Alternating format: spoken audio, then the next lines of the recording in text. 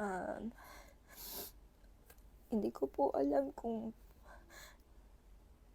paano ko po sisimulan.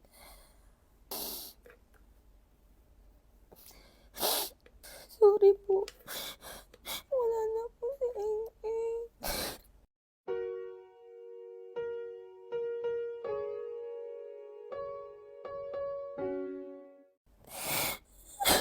Alam ko po na sa lahat po ng mga anak ko, si Eng po yung pinaka hindi nyo maiisip na wala na. And kami din po, hindi din po namin alam kung ano nangyari. Sobrang bilis po ng pangyayari. January 25 po, nagsimula po si Eng mawalan ng gana sa pagkain. Una po, na-expect po namin yon dahil nga po in-heat siya. And lagi po ako nagpapaguide dun sa pinagbilan ko kay Eng.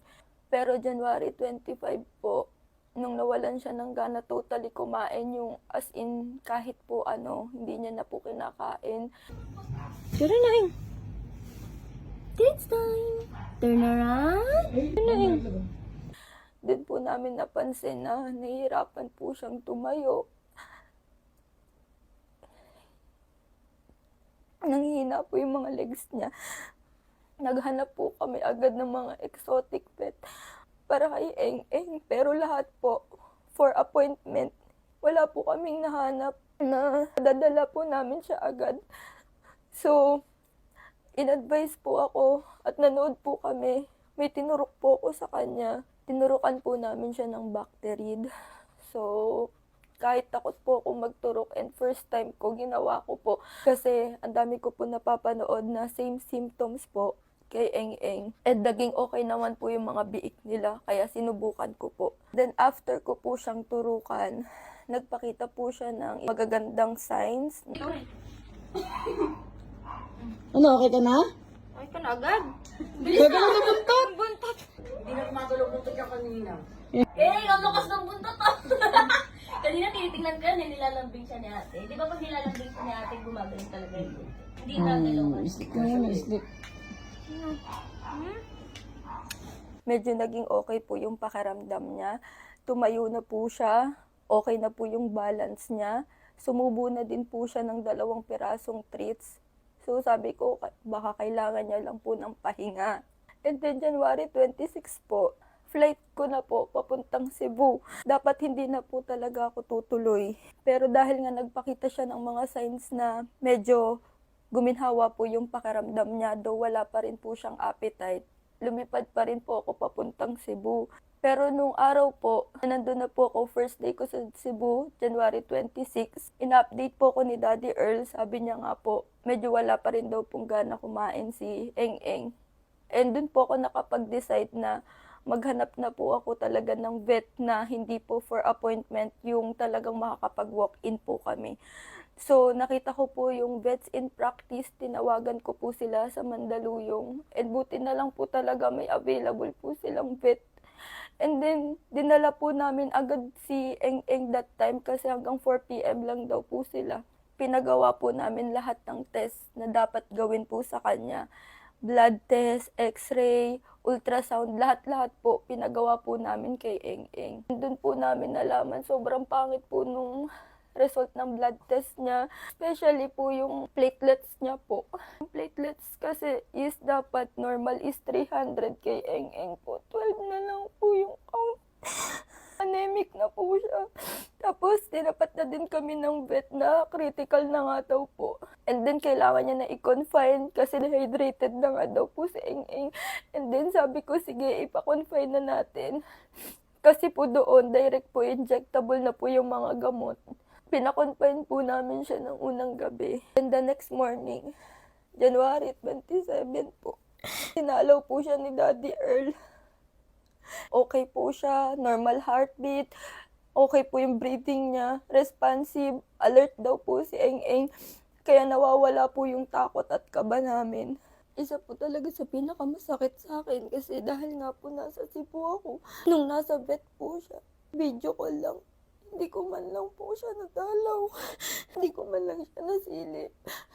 Hindi ko man lang siya nayakap. Hindi ko man lang nakita yung itsura niya. Kaya sobrang sakit din po para kay Daddy Earl. Kasi nung dinalaw nila ni Kim, talagang sobrang lambing pa rin po talaga niya. Umiga.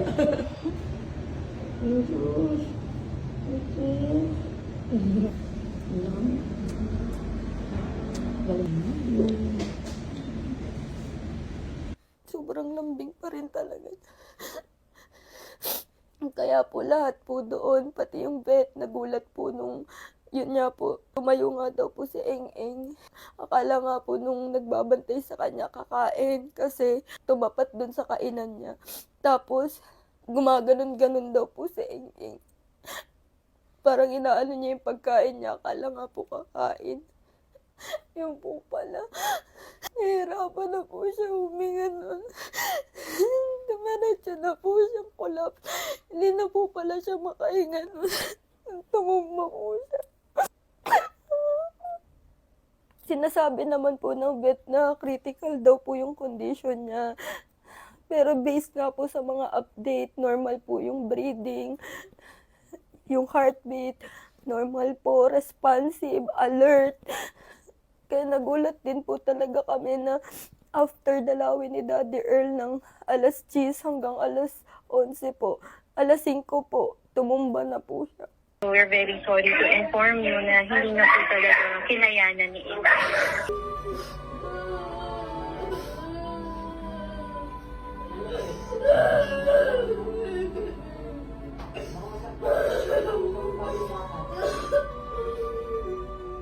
Parang inantay niya lang po yung dalaw ni Daddy Earl.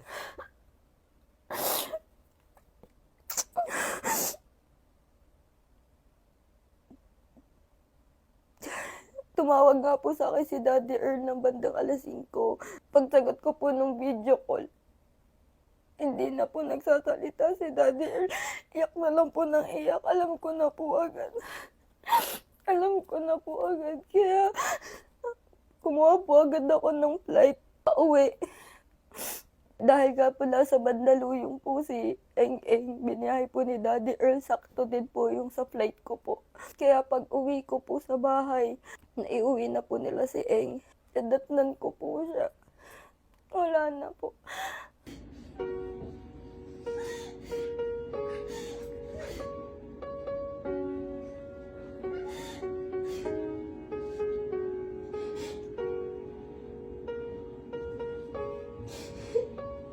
Isa pa sa masakit, lately po kasi si Yuki, ang playmate niya si Eng-Eng. Niloloko pa nga po namin si Yuki kasi lagi niyang sinusundan si Eng-Eng kahit saan magpunta, tinatabihan niya. Niloloko pa namin siya, sabi ko, ay si Kuy Kuy gusto mag-samgyup, ginaganon ko pa kasi sunod siya ng sunod. Kahit saan pumunta si Eng-Eng, susundan niya, tatabihan niya. Tapos nung pag uwi ko, nakita nga po namin, nung nasa cage na po si Eng-Eng, wala na pong buhay. Si Kuy Kuy, pinakalabit na si Eng-Eng.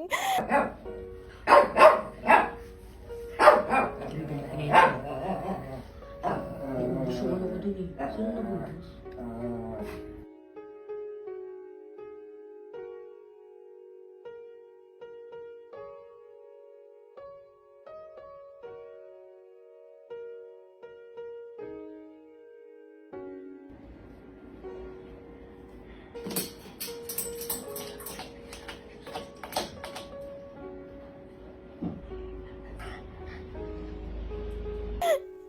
Nagtataka din po siya, ba't hindi na po gumagalaw si Eng-Eng.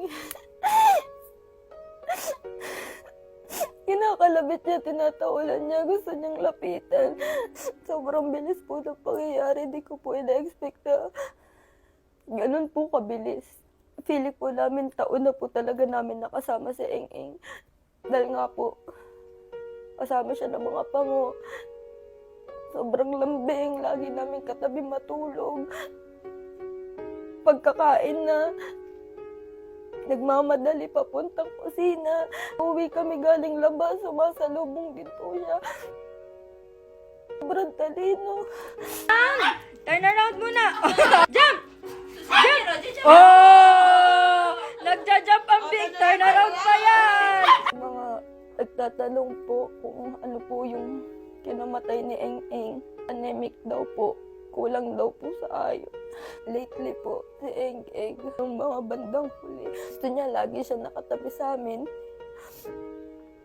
Sorry po. Hindi pa po nga napapakita ni Eng-Eng sa inyo yung mga bago niyang tricks. Kasi hindi ko pa po siya ulit nabibidyo. Yung huling tricks po na naituro ko pa po sa kanya, yung kiss mommy. Marami din po nag-iisip na baka daw po si Heart yung nawala. Kasi nga po, syempre sa sitwasyon ni Heart, isang comment. Wala po ako nabasa doon na iniisip po na si Eng-Eng.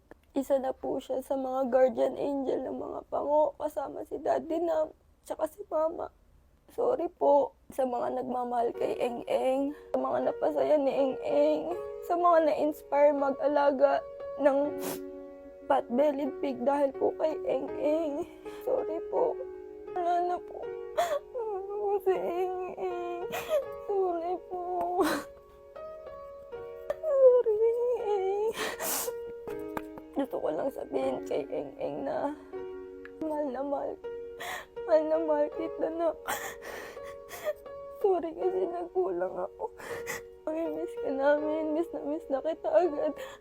Maraming salamat po sa mga nagmahal kay Eng-Eng. Maraming salamat po. Maraming salamat po.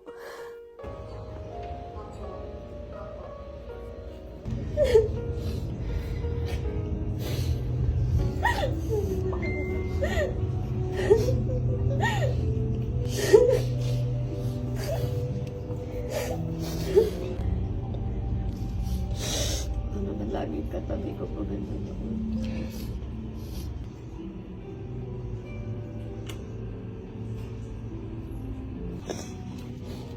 Nabili lang.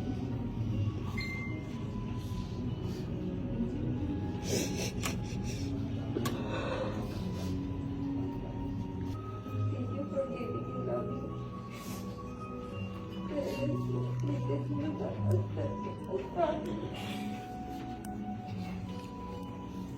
I had entered my years of earth of death.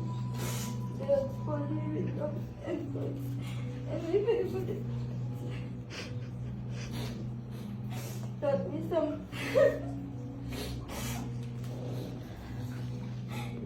some tricks that made me very smart. Sorry for being moody sometimes. There were times that I would life a bit harder for you. But you never let me adjust. Life is very short.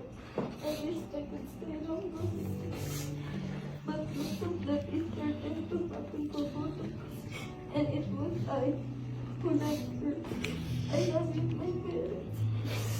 You have this love. You have it.